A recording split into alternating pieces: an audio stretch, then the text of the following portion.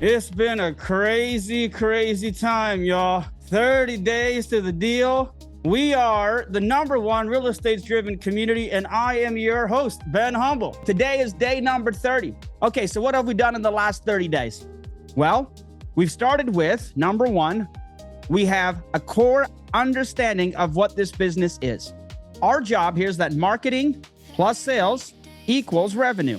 And so our job every day is to capture leads, which, as you guys have realized over the last little while, is #1, we start with free leads. We haven't yet got to paid leads, but that would be the next part of our program here. Okay, and I'm going to give you guys some insight this weekend into what paid leads look like. I'm going to show you some documents. I'm going to show you some different paid ideas. A quick pro tip would be this. You first identify the area with free. So that would be realtor.ca or .com, depending where you're looking at. And then you hyper focus in an area in one neighborhood with direct mail. And so that's a really good winning formula. Once we have leads, the next thing that we've learned a lot is that, hey, we need to learn how to qualify a lead. And that is way harder than it looks. Am I right? And so that takes a skill set, and that takes your willingness to move through the negative emotions and the fears and all those challenges and get to a place in your mind where you're like, yeah, I'm pretty confident with this. We have some people in this group, in this challenge, who have done very, very well. #4, this is the other thing we got to realize, is that it is a statistic. It's a stats game. That means that there is a percent of your offers that will be accepted and a percentage that will not. If we go back to season 1 with Rianka had made, out of 170 leads, she had made 30 offers. And so she was able to get about 5 of them accepted. And then she closed 1. And the reason I say we have to make an offer a day, friends, is because if you did make an offer a day for 30 days, good quality offers, which it's frustrating, it's annoying, it's work, but it's very doable, then you will be in a similar circumstance where you'll probably have 3 to 5 offers accepted and you can close 1 good deal. Very, very interesting. And so a lot of this business is stats. It's percentages. I make so many calls, so many connections, so many offers, so many under contract, XYZ. And so why does this matter? The statistic is because it becomes scalable and it becomes consistent if you do it. Now, those of you who are like, I want to build a business, I don't want to be on the phone forever. Well, the next part of this that we haven't got to is the process side of it. Once you have a certain amount of offers and a certain amount of deals done, then you start to think about the process. And this is where we talk about hiring. And this is where we talk about leveraging our skills. And those skills become other types of skills like analysis. Now, for the most part, we are building this business for free. There really isn't a lot of cost and overhead. Once we have the understanding of what we're doing, then we can apply that understanding and we can start growing. This is what we're really learning in the last month. What are you going to do in the next month? #1, I think that you should, for the next 12 months, have a clear, definable goal. And a goal is what we call a SMART goal. That's specific, measurable, attainable. That one's tricky because when you're brand new, you don't really know what's attainable. And so you might think, man, if I can just buy 1 house in the next year. Who's had that thought before? If I could just get 1 house, I'd be pretty good. 1 house, 1 deal. Okay. Realistic, the distinction with realistic is, are you putting in the real work to get a realistic outcome? And then the one that people don't like that I love is this one, time bound. I love creating deadlines for everything in my life. If I have a deadline, then it matters. If I don't, then it doesn't. And so I would challenge you, if you're like, man, I want to do a deal, by when?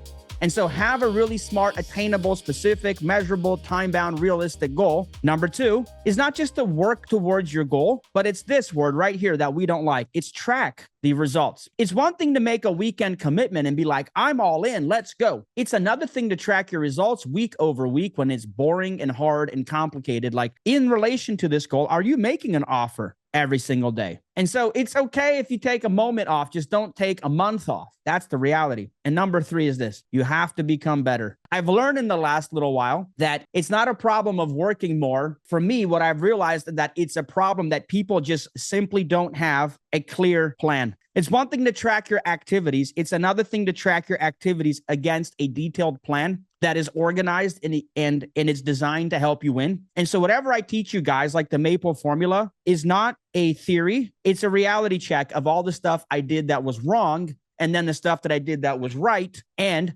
it's my commitment to doing what is right, what works, what's low risk, and what's high reward. Thanks to Roseal, we bought a property and we got it for $293,000. And so awesome. Thank you, Roseal. We just pulled up the assessment on the property through Zillow, and it says that it's worth $410,000. Sweet. Thanks, Roseal. Okay. Roseal got the deal. He sealed the deal. And so when you guys are thinking, this happens a lot. Well, Ben, wholesaling is hard. I can't find buyers. Guys, I'm a buyer. I love wholesaling. As a buyer, wholesale me all your deals. There are plenty of people like me who want this in their life. Plenty of people like me who want it. And so the third part of this that I want to share with you, don't forget that this business is basically 4 different businesses. We have a wholesaling business. We have a market retail business called Wholetail. We have a flipping business, and we have a landlording business. And so most people, when they do real estate, this is what they do. They pick a vertical. And that's why you get people who tie their identity to their real estate strategy. And they say, I'm a home flipper. Like Shelly might say before she met us, I'm a landlord. And you might have picked one of these verticals, and maybe you got good at being a landlord. And so you went deep on the landlording opportunity. However, here's the truth. You can become really good at one strategy, but every strategy has a flaw and every strategy has a strength. And so let's talk about it. I'm going to start with the last one. The strength of landlording, in my opinion, is equity growth. Real estate is an investment. And so when you're a landlord, you actually invest. That's the only time we actually invest in anything, is when we hold something long-term. That's what an investment is. And so the strength of being a landlord is you can become wealthy because you participate in investing. The flaw with being a landlord is oftentimes it's difficult to produce cash flow. Unless you have a cheap market or high rents, or you're willing to run a mini hotel, or you're willing to increase operational work, like it often is hard to scale because you don't have cash. Let's talk about flipping. It's a great cash flow business when the market's going up. It's completely trash when the market's going down. Okay, the only thing you're flipping is your brain cells. The strength with flipping is it produces cash. The flaw with flipping is that it doesn't produce cash sometimes. This is speculation. And so flippers are nothing more than professional real estate gamblers. That's fine. Well, I'm going to go to wholesale first. The strength with wholesale is that you technically don't need any money at all, and you can generate really strong profit with no obligation. The flaw with wholesaling is that it requires a pretty strong level of operational integrity. Like you need buyers and sellers, and you need marketing, and you have to know more, in my opinion, about sales and marketing to do wholesaling than you do to do flipping. Because flipping, you can force the appreciation. You can create value in flipping. You don't create anything in wholesaling, right? You basically lock up a deal, you find a buyer, you sell them the contract, and that's the value. In flipping, we can increase the value through forced appreciation. And then for me, there's a sweet spot in the middle, which is wholetailing. The strength of wholetailing is that it's in my opinion, the least amount of work for the highest yield because it's time. I can spend 1 week to wholetail a property and I can make $40,000. Or I can spend 6 months to renovate the same property to make $80,000. It is the greatest leverage on time. Now, I can't make the same amount of money wholesaling because wholesaling is a business-to-business activity and these guys want a deal. And wholetailing is a business-to-consumer activity, and so they don't need a deal. They just need a property. The flaw with wholetailing is that you still have to raise money. And so you still have to work with consumer private lenders. This is the conclusion of this. When you take all of these vertical strategies and you turn them sideways onto a horizontal axis, you can now allow the strengths of one strategy to act as a barrier to a flaw of another strategy. And so it works like this. I start every deal with this intention. Worst comes to worst, I just bought myself a beautiful rental. So I underwrite everything as a rental first. I do. And so if I can get a rental property and it's number one, it's in a buy box that I want, why do you think we have buy boxes to begin with? If I was wholesaling, don't you think I could wholesale any type of property under the sun? Commercial, multifamily, residential. Why am I only specific to one buy box? And the answer is this.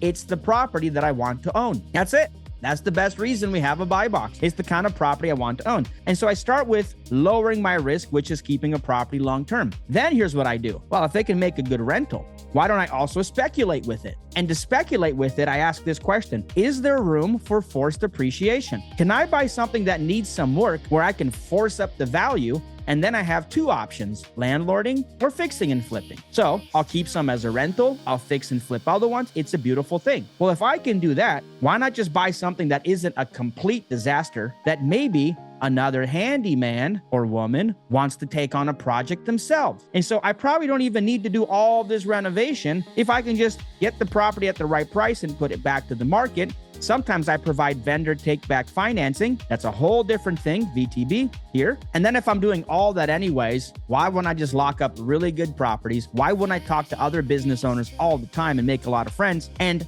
why wouldn't I, if I got 5 under contract and I don't have the time, energy, or desire to go and work that hard, I'll just wholesale 2, and then I'll take 3 down the pipeline. One of them's going to go here, another one's going to go here, and then I'll keep 1 long-term. And so you end up keeping 1 rental, doing 1 flip, doing 1 wholesale, and wholesaling 2 of them. And that is a beautiful way of creating cash and equity growth. It's important that we know the strategy for why we do what we do. And it's important that you realize that this strategy is better than all the other strategies. Harder with raw land. But outside of raw land, most every other real estate asset class has some type of cash flowing element to it. And here's what I believe. Become rich and then become wealthy. Spend the first 1 to 2 years to build a business that set your family financially free. And then as you buy and hold properties for the rest of your career, all of that is gravy.